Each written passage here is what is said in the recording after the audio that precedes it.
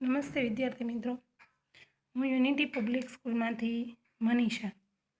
આજે આપણે ભણવાના છીએ ધોરણ 6 વિષય ગણિત, ચેપ્ટર 8 દશાંશ સંખ્યાઓ. સૌ પ્રથમ તો દશાંશ સંખ્યાઓ શીખતા પહેલાં આપણે જે આગળ સંખ્યાઓ શીખી ગયા છીએ તેનું થોડું પુનરાવર્તન કરી લઈએ. આગળ આપણે પ્રાકૃતિક સંખ્યા, પૂર્ણ સંખ્યા, પૂર્ણાંક સંખ્યા, અપૂર્ણાંક સંખ્યાઓ વગેરે સંખ્યાઓ શીખી ગયા. પ્રાકૃતિક સંખ્યા કોને કહેવાય? તો કે 0, 1, 2, 3 વગેરે આગળ જે સંખ્યાઓ જાય તેને શું કહેવાય? પ્રાકૃતિક સંખ્યા. પૂર્ણ સંખ્યા કોને કહેવાય? તો કે 0, 1, 2, 3 વગેરે સંખ્યાઓને પૂર્ણ સંખ્યા કહેવાય. એટલે કે પ્રાકૃતિક સંખ્યામાં શૂન્ય ન આવે, પૂર્ણ સંખ્યામાં શૂન્ય આવે. ત્યારબાદ આવે છે પૂર્ણાંક સંખ્યાઓ. પૂર્ણાંક સંખ્યાઓમાં બધી ધન, ઋણ અને શૂન્ય એટલે કે -1, -2, -3, 0, 1, 2, 3 જેવી સંખ્યાઓ આવે છે એને કહેવાય પૂર્ણાંક સંખ્યાઓ. હવે ત્યારબાદ આવે છે અપૂર્ણાંક સંખ્યાઓ. અપૂર્ણાંક સંખ્યા એટલે કે અંશ અને છેદવાળી જે સંખ્યાઓ હોય એને કહેવાય અપૂર્ણાંક સંખ્યાઓ. જેમ કે 1/2, 4/5 આવી સંખ્યાઓને કેવી કહેવાય? તો કે અપૂર્ણાંક સંખ્યા. જેમાં અંશ હોય અને છેદ હોય તેને કહેવાય અપૂર્ણાંક સંખ્યાઓ. હવે આવે છે દશાંશ સંખ્યાઓ. દશાંશ સંખ્યાઓ પણ આપણે આગળના ધોરણમાં ભણી ગયા. હવે એની આપણે થોડી વધારે સમજ મેળવવાની છે. દશાંશ 1/10 એટલે કે 1/10 ભાગ. આપણે કોઈ એક વસ્તુ હોય એના 10 સરખા ટુકડા કરીએ અને એમાંથી કોઈ નાનો ટુકડો લઈએ તો એને કહેવાય 1/10 ભાગ. તેને દશાંશ અપૂર્ણાંક સ્વરૂપે 0.1 લખાય. અહીંયા 0.1 છે એ દશાંશ સંખ્યા છે. અહીંયા ટૂંકમાં તમારે એવી રીતે યાદ રાખવાનું કે જે સંખ્યામાં તમને આવું ટપકું જોવા મળે તેને કહેવાય દશાંશ સંખ્યાઓ અને આ ટપકાને કહેવાય દશાંશ ચિહ્ન. એને વંચાય કઈ રીતે? તો કે 1 દશાંશ અને શું કહેવાય? 0.1. હવે 1/10 એ કેવી સંખ્યા છે? તો કે અપૂર્ણાંક સંખ્યા. એને આપણે દશાંશ સંખ્યામાં કઈ રીતે લખી શકાય? તો જો અહીંયા 1 છે તો 1 જે છે એ પૂર્ણ સંખ્યા છે. તેમાં પોઈન્ટ ક્યાં આવશે? અહીંયા પાછળ જ્યાં તમને પોઈન્ટ ન દેખાય એ બધી સંખ્યાની પાછળ પોઈન્ટ હોય છેલ્લે. હવે છેદમાં કેટલા છે? તો કે 10. હવે છેદમાં 10 છે તો નીચેના શૂન્ય, 10માં કેટલા શૂન્ય આવે? તો કે 1. 1 શૂન્ય હોય તો આ જે પોઈન્ટ હોય એને એક વખત આગળ ખસેડવાનો. એટલે 1માં અહીંયા પોઈન્ટ છે તો એક પોઈન્ટ આગળ ખસો એટલે ક્યાં આવશે? અહીંયા પોઈન્ટ આવશે. અહીંયા પોઈન્ટ આવી જાય એટલે પોઈન્ટની આગળ ફરજિયાત સંખ્યા હોવી જોઈએ. અહીંયા કોઈ સંખ્યા નથી એટલે શું લખાય? 0. એટલે 1/10 એટલે 0.1 થાય. બરાબર. ફરીથી શું કરવાનું? પોઈન્ટ હોય તો એના છેદમાં કેટલા છે? 10. 10 છે તો શૂન્યની સંખ્યા કેટલી થાય? 1. તો પોઈન્ટ અહીંયા છે તો ક્યાં આવશે? અહીંયા 1 આગળ કોઈ સંખ્યા ન હોય એટલે શું લખાય? 0. જે શુદ્ધ અપૂર્ણાંકનો છેદ 10 હોય તેને દશાંશ સંખ્યામાં દર્શાવવા માટે 0 અને અંશ લખી તેમની વચ્ચે ટપકું મુકાય છે. આ ટપકાને દશાંશ ચિહ્ન કહે છે. એટલે આ પોઈન્ટને શું કહેવાય? તો કે દશાંશ ચિહ્ન. હવે આવે છે શતાંશ. શતાંશ એટલે તમારે એવું યાદ રાખવાનું કે 100 એટલે 1/100 એટલે કે 1/100 ભાગ. એટલે કોઈ એક વસ્તુ હોય એના આપણે 100 ટુકડા કરીએ અને એક નાનો ટુકડો લઈએ તો એને કહેવાય 1/100 ભાગ. તેને દશાંશ અપૂર્ણાંક સ્વરૂપમાં 0.01 લખાય. એટલે 1/100 ને આવી રીતે લખાય. ચાલો ફરીથી જોઈએ કે કઈ રીતે આવે. તો 1/100. ચાલો આમાં પોઈન્ટ ક્યાં છે? તો કે અહીંયા છેલ્લે હોય પાછળ. બરાબર. છેદમાં કેટલા શૂન્ય છે? 100 છે એટલે 2 શૂન્ય છે એટલે પોઈન્ટને 2 વખત આગળ લઈ જવાનો. એટલે એક વખત અહીંયા અને અહીંયા 2 વખત, તો અહીંયા આગળ 0 લખાશે, બરાબર. પોઈન્ટ ક્યાં આવશે? અહીંયા. અહીંયાથી ક્યાં આવ્યું? અહીંયા 1 અને 2. પોઈન્ટની આગળ કોઈ સંખ્યા ન હોય એટલે કઈ આવે? 0, બરાબર. એટલે 1/100 બરાબર 0.01. અને વંચાય કઈ રીતે? તો કે 1 શતાંશ, બરાબર.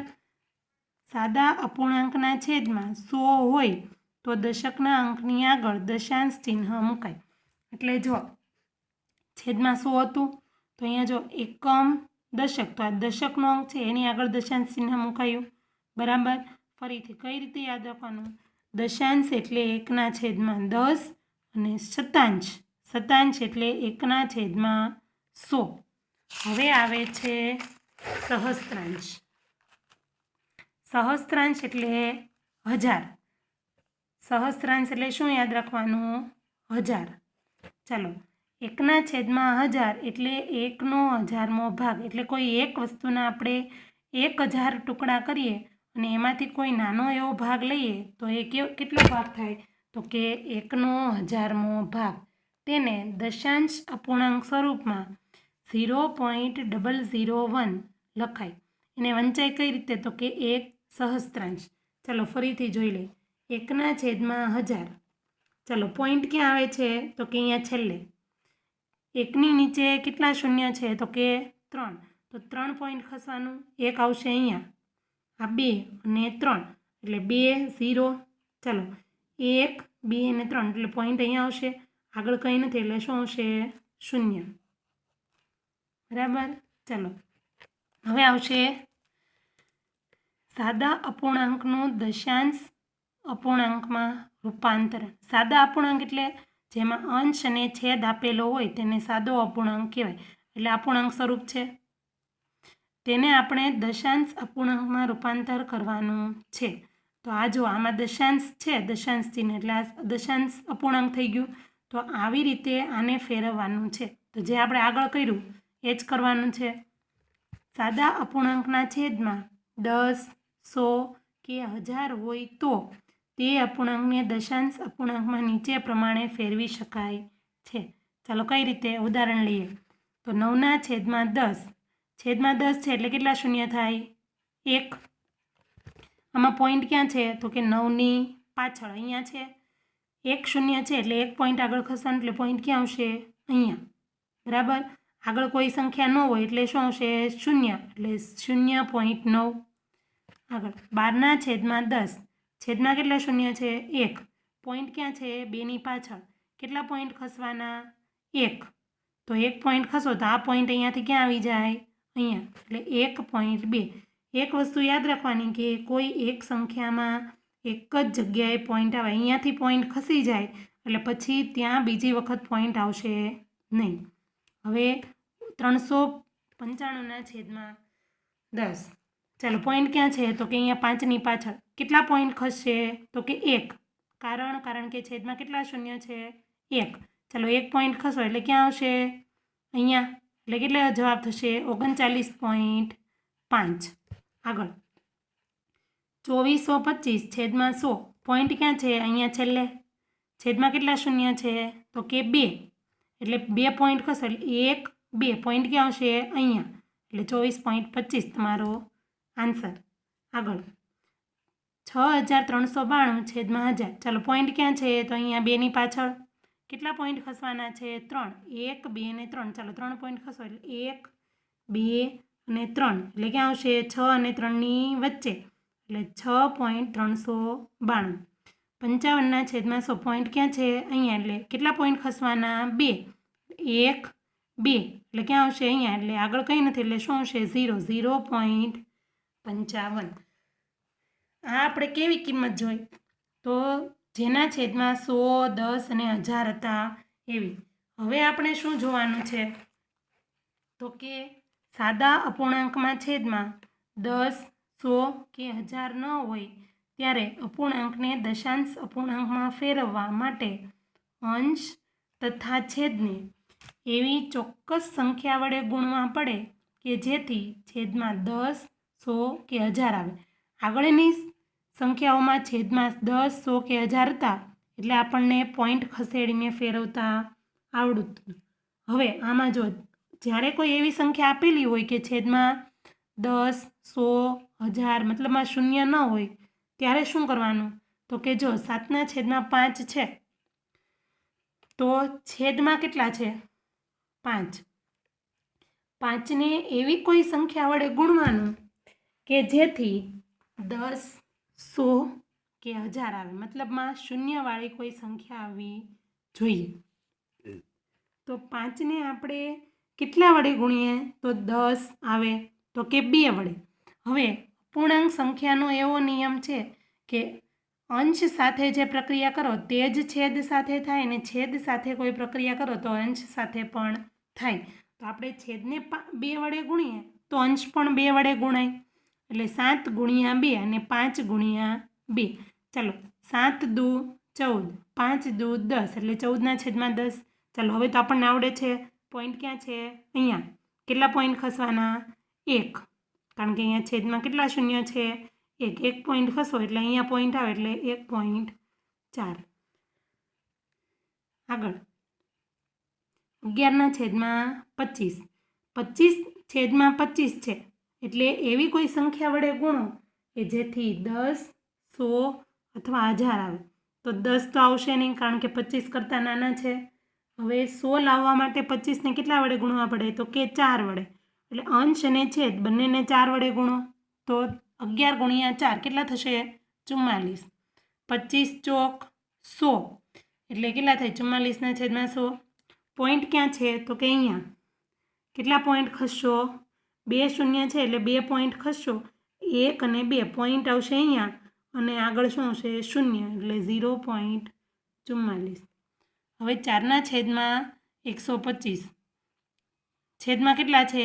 125. એવી કોઈ સંખ્યા વડે ગુણો કે જેથી 10 અથવા 100 આવે. તો 125 છે એટલે 10 અથવા તો 100 આવશે નહીં કારણ કે નાની સંખ્યા છે. કેટલા વડે ગુણશો? તો 8 વડે ગુણીએ તો 1000 આવે. ઉપર નીચે 8 વડે ગુણો એટલે 32/1000. કેટલા શૂન્ય છે? 1, 2 ને 3. ચાલો 3 પોઈન્ટ ખસો અહીંયા આવે. 1, 2, 3 એટલે પોઈન્ટ અહીંયા આવશે એટલે અહીંયા 0 અને આગળ 0. બરાબર. ચાલો આગળ હવે દશાંશ અપૂર્ણાંકમાં અંકોની સ્થાન કિંમત. હવે આગળના ધોરણમાં પણ આપણે સ્થાન કિંમત જોઈ ગયા. યાદ કરીએ તો ધારો કે 235 તો એમાં 2ની સ્થાન કિંમત કે તો આપણે શું લખતા? 200. 3ની સ્થાન કિંમત કે તો આપણે કઈ લખતા? 30. અને 5ની સ્થાન કિંમત કે તો શું લખતા? 5. ચાલો કઈ રીતે લખતા? તો જો 2ની પાછળ જેટલા પણ અંકો હોય એને આપણે શૂન્ય ગણી લેતા. આ રીતે આપણે યાદ રાખતા કે 2ની પાછળ 2 અંક છે તો 2 શૂન્ય લગાવીએ એટલે 200. 3ની પાછળ કેટલા શૂન્ય? કેટલી સંખ્યા છે? 1 એટલે ત્યાં શૂન્ય લગાવો એટલે 30. 5ની પાછળ એક પણ અંક નથી એટલે 5. બરાબર. તો જેવી રીતે આપણે આની સ્થાન કિંમત લખતા એવી રીતે આપણે દશાંશ અપૂર્ણાંકના અંકોની પણ સ્થાન કિંમત લખી શકીએ. બરાબર. ચાલો હું બીજું એક ઉદાહરણ લઉં. જેમ કે 235.41 441.6. ચાલો પોઈન્ટની આગળની જે કિંમત હોય તે આપણે ભણીને આવ્યા. એકમ, દશક, 100 આગળ હોય તો 1000, 10,000 ક્યાં સુધી ભણીને આવ્યા? તો કે કરોડ, 10 કરોડ સુધી. બરાબર. હવે આપણે શીખવાની છે પોઈન્ટ પાછળની સંખ્યાઓ. તો આ 4 જે છે એ કઈ સંખ્યા કહેવાય? તો કે દશાંશ. 1 જે છે એ કઈ કહેવાય? તો કે શતાંશ. 6 જે છે એ કઈ કહેવાય? તો કે સહસ્ત્રાંશ. ફરીથી પોઈન્ટની પાછળની જે કિંમત હોય તે દશાંશ, શતાંશ અને કઈ કહેવાય? સહસ્ત્રાંશ.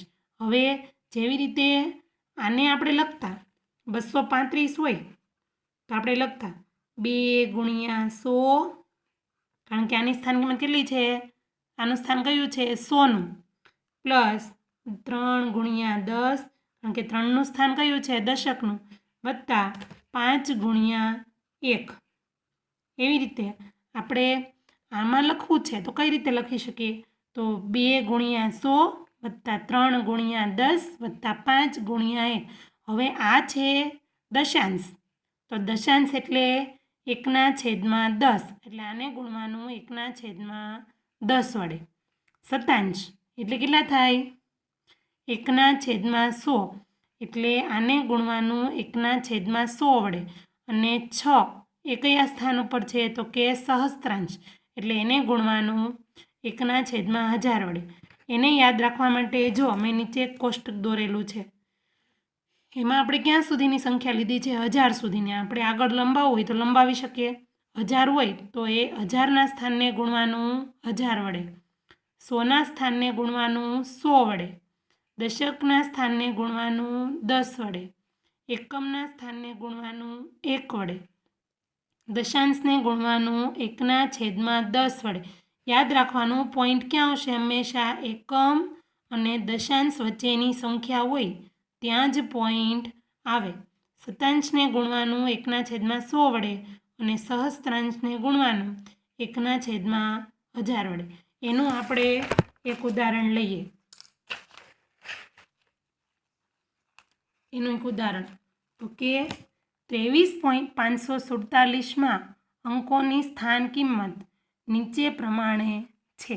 તો એમાં બેની સ્થાન કિંમત, તો જો અહીંયા પોઈન્ટ પહેલાં ગણો તો એકમ દશક, એટલે 2ને ગુણવાનું 10 વડે, એટલે કેટલા થશે? 20. ચલો 3 એ કયું સ્થાન છે? તો કે એકમનું, એટલે 3 × 1 એટલે 3. ચાલો પોઈન્ટ પછી પહેલું શું આવશે? તો કે દશાંશ, એટલે દશાંશ હોય તો કેટલા વડે ગુણવાનું? 1/10 વડે, એટલે 5. અંશ સાથે અંશ ગુણાય, છેદ સાથે છેદ, એટલે 5 × 1 એટલે 5/10. 4નું સ્થાન છે શતાંશનું. શતાંશ એટલે 1/100, એટલે કેટલા આવશે? તો કે 4/100.